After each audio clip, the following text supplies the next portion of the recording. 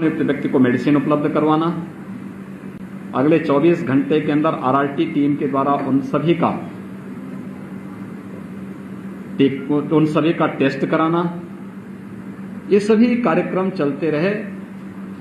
आदरणीय प्रधानमंत्री जी का मार्गदर्शन, भारत सरकार का भरपूर सहयोग, कोरोना की दूसरी लहर को भी पूरी तरह नियंत्रित करने के बाद तीसरी लहर की जो आशंका व्यक्त की जा रही है उस पर हम लोग कार्य कर रहे हैं।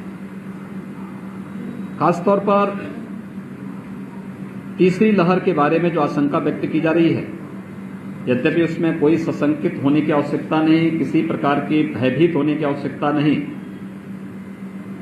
लेकिन सतर्कता और सावधानी आवश्यक है।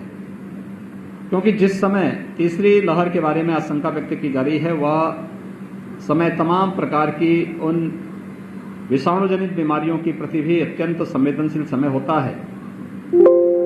जब मलेरिया है, डेंगू, कालाजार, चिकनगुनिया, इंसेफ्लाइटिस, तमाम प्रकार की बीमारियां आती हैं और ये सभी क्षेत्र उसके प्रति कहीं न कहीं संवेदनशील रहते हैं। राज्य सरकार ने अभी से इसकी तैयारी प्रारंभ कर दी है। स्वच्छता, सैनिटाइजेशन, फॉगिंग, शुद्ध पेयजल की आपूर्ति की कार्रवाई हो या फिर अभिभावक स्पेशल बूथ के माध्यम से हर जनपद में अभिभावकों को 12 वर्ष से छोटी उम्र के जितने भी बच्चे हैं उनके अभिभावकों को प्राथमिकता के आधार पर वैक्सीन उपलब्ध करवाना और वैक्सीन से उन्हें कोरोना का सुरक्षा कवच उपलब्ध कराना, यह कार्य भी प्रदेश के अंदर युद्ध स्तर पर चल रहा है और हम लोगों ने इसके अभिभावक स्पेशल बूथ हर एक जनपद में स्थापित किए हैं। बलिया जनपद में भी सफलतापूर्वक आगे बढ़ रहा है। पीडियाट्रिक आईसीयू के निर्माण की कार्रवाई भी हमारी हर जनपद में प्रारंभ हुई है। जहां मेडिकल कॉलेजेज हैं, मेडिकल कॉलेजेज में 100 बेड्स के हमारे पीआईसीयू बन रहे हैं। डिस्ट्रिक्ट हॉस्पिटल में 25 से 30 बेड्स के हम लोगों ने पीको के निर्माण की कार्रवाई की है। कुछ सीएससीज को भी हम इसके साथ जोड़ रहे हैं जहां मिनी पीको के निर्माण की कार्रवाई युद्ध स्तर पर चल रही है। और भी इसके लिए जो भी सावधानी होगी उन सबको करने के साथ ही बच्चों की संभावित खतरों को देखते हुए, वो वायरल फीवर हो, मलेरिया, डेंगू, कालाजार, चिकनगुनिया या फिर कोरोना ही क्यों न हो, एक व्यवस्था बनाई जा रही है कि अभी से हम जैसे सेकेंड वेव में निगरानी समितियों के माध्यम से और आरआरटी के माध्यम से हम लोगों ने मेडिसिन किट वितरित किए थे, ऐसे ही इसमें भी हम लोगों ने एक प्रयास प्रारंभ किया है कि 26 जून के बाद व्यापक पैमाने पर निगरानी समितियां जनप्रतिनिधियों के मार्गदर्शन में हर विधानसभा क्षेत्र में विशेष अभियान प्रारंभ करेंगे। अभी से पर्याप्त मात्रा में दवा हर एक जनपद में भेजी गई। इसमें 4 हमने श्रेणियां तय की हैं। 0 से 1 वर्ष की उम्र, 1 से 5 वर्ष का उम्र, 5 से 12 वर्ष की उम्र के बच्चे और 12 से लेकर के 18 वर्ष के युवाओं को भी इसके साथ जोड़ा है। 4 प्रकार के पैकेट हर एक जनपद में पर्याप्त मात्रा में भेजे जा रहे हैं। हमारी निगरानी समितियां डोर टू डोर सर्वे करके इस आयु वर्ग के जो भी बच्चे कहीं भी कोई लक्षण दिखाई देगा, फीवर है, सर्दी जुकाम है, उन्हें मेडिसिन किट उपलब्ध कराएंगे और अगले 24 घंटे के अंदर उनका फिर आरआरटी के माध्यम से टेस्ट करवाने की व्यवस्था। ये 4 प्रकार के कार्यक्रम हम लोगों ने अभी से अपना प्रारंभ कर रहे हैं। वैक्सीनेशन का कार्यक्रम सफलतापूर्वक चल रहा है। वैक्सीनेशन के कार्यक्रम में पूरे प्रदेश में अब तक हम लोग 2,46,00,000 से अधिक लोगों को वैक्सीन उपलब्ध करा चुके हैं। 18 से 44 वर्ष की आयु वर्ग के 53 लाख से अधिक लोगों ने अभी तक उत्तर प्रदेश में वैक्सीन लिया है और बलिया जनपद में भी 2,64,000 से अधिक लोगों ने वैक्सीन लिया है। वैक्सीन की प्रक्रिया को तेज करने की कार्रवाई हो रही है और 21 जून से भारत सरकार ने 18 साल से 44 वर्ष की उम्र के लोगों को भी, 45 वर्ष से ऊपर के लोगों को पहले से ही फ्री में वैक्सीन भारत सरकार दे रही थी, लेकिन हम लोगों ने एक प्रयास प्रारंभ किया है। भारत सरकार ने 18 से 44 राज्यों के ऊपर सौंपा था। राज्य ने 1 मई से अपने यहाँ वैक्सीनेशन प्रारंभ भी कर दिया था, लेकिन अब वैक्सीन की पर्याप्त मात्रा में उपलब्धता और ये फ्री में वैक्सीन भारत सरकार देगी, इसलिए वैक्सीनेशन की गति को और तेज बनाने की कार्रवाई। अभी हम 4 लाख वैक्सीन प्रतिदिन दे रहे हैं। 21 जून के बाद हम इसे 6 लाख प्रतिदिन करने की ओर बढ़ रहे हैं और जुलाई प्रथम सप्ताह में हमारा प्रयास है कि प्रथम सप्ताह से ही हम लोग 10 से 12 लाख वैक्सीन प्रतिदिन प्रदेश के अंदर उपलब्ध करवाने का कार्य करेंगे। मुझे प्रसन्नता है कि बलिया ने वैक्सीनेशन के इस कार्यक्रम में वेस्टेज को न्यूनतम रखने का प्रयास किया है और मुझे लगता है इसको और भी अच्छे ढंग से आगे बढ़ाया जा सकता है। सेकेंड वेव में एक जो समस्या हमारे सामने आई थी वह थी ऑक्सीजन की आपूर्ति को लेकर के। भारत सरकार के सहयोग से राज्य सरकार ने अपने स्तर से भी, माननीय जनप्रतिनिधियों ने भी इसमें सहयोग किया है। बलिया के अंदर एक ऑक्सीजन प्लांट बनकर के तैयार हो चुका है और चालू भी हो चुका है। 6 नए प्रस्तावित हैं।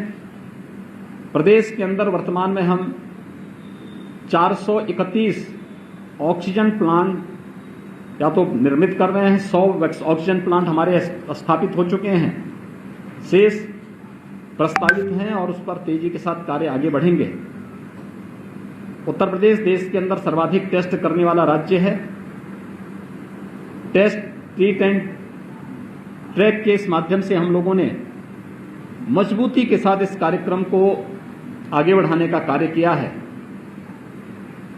तो टेस्ट एंड ट्रीट के इस मंत्र ने कोरोना को नियंत्रित करने में काफी सफलता प्रदेश को दी है और इसको हम निरंतरता प्रदान करेंगे। आपके माध्यम से मेरी अपील होगी जनता जनार्दन से कि वो टेस्ट करने से न भागें। निगरानी समिति आती है, टेस्ट जरूर करवाएं। मास्क का इस्तेमाल भी जरूर करें। भीड़ भाड़ वाले स्थानों में जाने से बचें और मेरी अपील होगी कि वैक्सीन अपनी पारी आने पर जरूर लगाएं। हमारा प्रयास है कि गांव-गांव में हम वैक्सीनेशन के सेंटर स्थापित करें। गांव के पंचायत भवन में, गांव के विद्यालय में, अगर पंचायत भवन में ही कॉमन सर्विस सेंटर चल रहा है तो ये बहुत अच्छी बात है, लेकिन हम गांव-गांव तक पहुंचने का कार्य अगले महीने से प्रारंभ करने जा रहे हैं। तो वैक्सीन अपनी पारी आने पर जरूर लगाएं। हम सब आभारी हैं प्रधानमंत्री मोदी जी के, जिनके प्रयास से कोरोना को देश के यानी दुनिया के अंदर पॉजिटिविटी रेट में अगर आप देखेंगे भारत का रिजल्ट बेहतर है और मृत्यु दर को भी देखेंगे तो दुनिया के तमाम विकसित देशों की तुलना में भारत ने काफी हद तक इसको नियंत्रित करने में सफलता प्राप्त की है। लेकिन इस दौरान जनता के लिए, गरीबों के लिए, आम नागरिकों के लिए भी जो योजनाएं घोषित की हैं, प्रधानमंत्री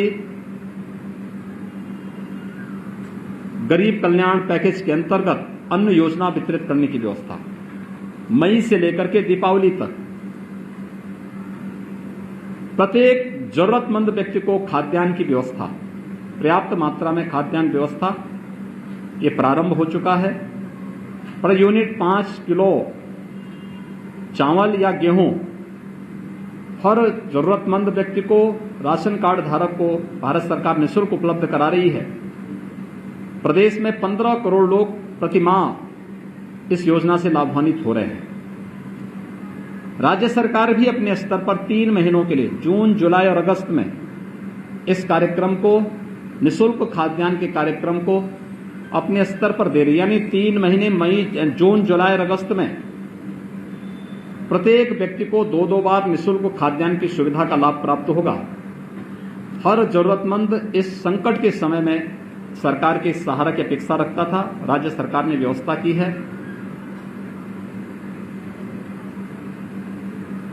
उस वर्ग को जो डेली कमाने खाने वाला है, लेबर क्लास है, स्ट्रीट वेंडर है, कुली है, या गांव में वह व्यक्ति जो अपनी नित्य प्रति के कार्यों के लिए समाज पे निर्भर रहता था, उन्हें भरण पोषण भत्ता देने की कार्रवाई भी अभी हमने विगत दिनों जितने भी प्रदेश के अंदर रजिस्टर्ड श्रमिक थे, ऐसे 23 लाख लोगों को भरण पोषण भत्ता की पहली किस्त उन्हें उपलब्ध कराई है। स्ट्रीट वेंडर या फिर परंपरागत जो हमारे कारीगर हैं, उन लोगों को देने की कार्रवाई युद्ध स्तर पर चली, वेरिफिकेशन की कार्रवाई चल रही है। बहुत शीघ्र उन्हें भी भरण पोषण भत्ता का लाभ प्राप्त होगा। बलिया के अंदर स्वास्थ्य सुविधाएं और बेहतर हों, इसके लिए कुछ प्रस्ताव हम लोगों ने यहां जनप्रतिनिधियों ने मुझे उपलब्ध करवाए हैं। देखिए, एक चीज जिसके बारे में बहुत भ्रांतियां पैदा करने का प्रयास हो रहा है, वह है गेहूं क्रय केंद्रों के बारे में। अगर आप बलिया के अंदर देखेंगे तो कोरोना की सेकेंड वेव में विगत वर्ष की तुलना में, यानी जो आज एक किसानों से सीधे गेहूं क्रय केंद्र के माध्यम से क्रय करने और डीबीटी के माध्यम से उन्हें धनराशि उपलब्ध कराने की जो कार्रवाई चल रही है, हमने 2017 में प्रारंभ की थी। 2016 की अगर मैं बात करूं, 2016 में केवल 7 लाख मीट्रिक टन गेहूं का क्रय हुआ था। हम लोगों ने कल तक 54 लाख मीट्रिक टन गेहूं का क्रय सीधे किसानों से किया है। बलिया जनपद में 85,000 मीट्रिक टन से अधिक गेहूं का क्रय अब तक किसानों से हुआ है। अगर विगत वर्ष की तुलना हम करेंगे तो विगत वर्ष मात्र 48,000 मीट्रिक टन गेहूं का क्रय हुआ था, तो 48,000 की तुलना में काफी आगे, काफी ज्यादा गेहूं का क्रय हुआ है। लेकिन फिर भी जिला प्रशासन से कहा गया कि जहां भी वो मंडी हो, जहां पे किसान के द्वारा लाए जाने वाली इस उपज को बरसात से बचाया जा सके, क्रय केंद्र वहां पर 22 तक सुचारू रूप से संचालित करें, जिससे हर एक किसान को इससे राहत मिल सके। किसान के हित के लिए, श्रमिकों के हित के लिए, स्ट्रीट वेंडर के हित के लिए, एक सामान्य नागरिक के हित के लिए सरकार पूरी प्रतिबद्ध तरीके से कार्य कर रही है। हम न केवल कोरोना के खिलाफ इस लड़ाई को जीतेंगे, बल्कि विकास की प्रक्रिया को तेजी से आगे बढ़ाते हुए जो स्वास्थ्य सुविधाओं को और बेहतर करने की दिशा में जो प्रस्ताव यहां पे हमारे जनप्रतिनिधियों ने उपलब्ध कराए हैं, सरकार उस पर गंभीरतापूर्वक विचार करते हुए उस कार्यक्रम को आगे करेगी। धन्यवाद।